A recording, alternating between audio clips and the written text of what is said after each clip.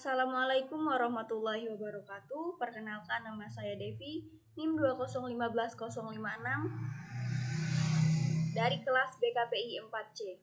Di sini saya akan membuat video presentasi terkait mata kuliah modifikasi perilaku yang diampu oleh Ibu Puri Handayani MA. Adapun saya akan membahas tentang prinsip dasar dari modifikasi perilaku, yakni ada extinction dan stimulasi kontrol. Nah, pertama-tama di sini saya akan menjelaskan tentang pengertian dari extinction. Extinction sendiri merupakan suatu penghentian penguatan. Extinction juga merupakan suatu strategi untuk menghentikan penguatan terhadap perilaku yang tidak tepat atau tidak pantas. Contoh dari extinction yakni misalnya orang tua yang kurang peka terkadang cenderung lebih memperhatikan perilaku yang tidak baik dari anaknya. Seperti misalnya menegur, memarahi, membentak, dan sebagainya, tanpa sedikit pun memperhatikan hal-hal baik yang dilakukan oleh anaknya.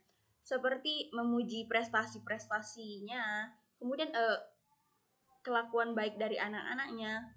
Nah, dalam hal ini sangat diperlukan adanya suatu pelenyapan terhadap penguatan pada hal-hal yang negatif yang dilakukan anaknya, dan lebih memperhatikan dan memunculkan penguatan pada hal-hal positif yang dilakukan si anak. Nah, selanjutnya ada karakteristik dari extinction. Yang pertama ada extinction burst.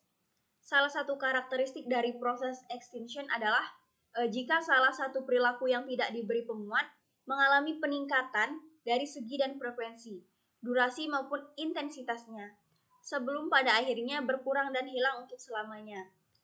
Karakteristik lain pada extinction burst adalah perilaku yang tidak secara khusus menyusun pada setiap bagian situasi, yang kemudian muncul menyertai perilaku utama ketika penguatan tidak diberikan.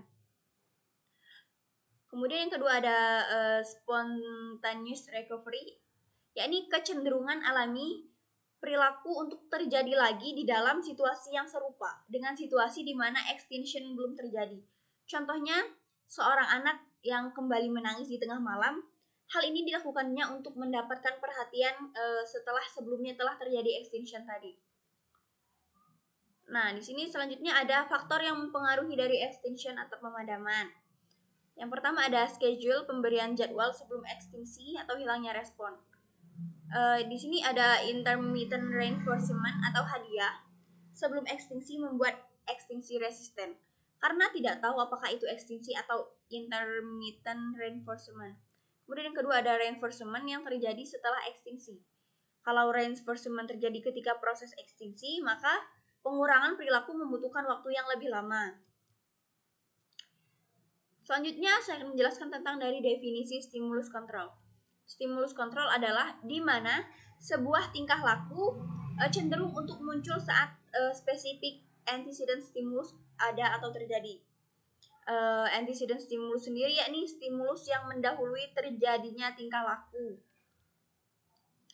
Contohnya, di sini Ana meminta uang kepada ibunya karena ia ingin berbelanja, dan ibunya pun memberikan uang tersebut.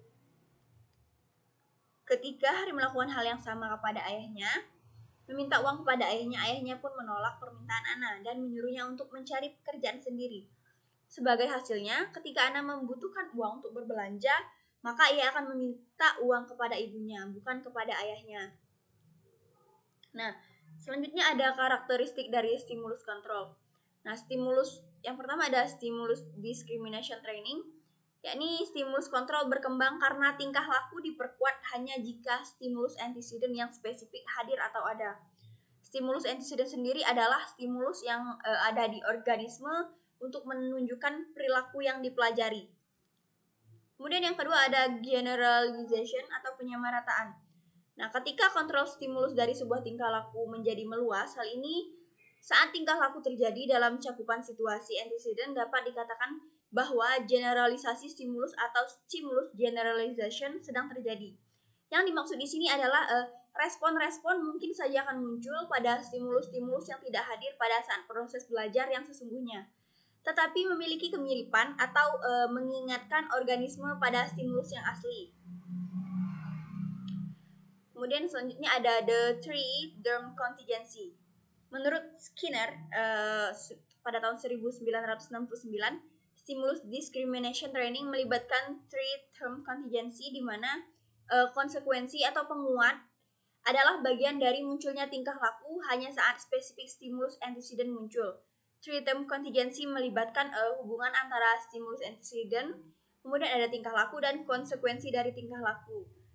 Analis behavior biasanya menyebutkan ABC atau antecedent behavior consequence dari tingkah laku. Stimulus antecedent berkembang menjadi stimulus kontrol karena tingkah laku diperkuat atau dipanis hanya jika stimulus antecedent muncul. Nah, mungkin itu saja yang dapat saya sampaikan. Lebih dan kurang saya mohon maaf. Kepada Allah saya mohon ampun. Wabillahi taufiq wal hidayah. Wassalamualaikum warahmatullahi wabarakatuh.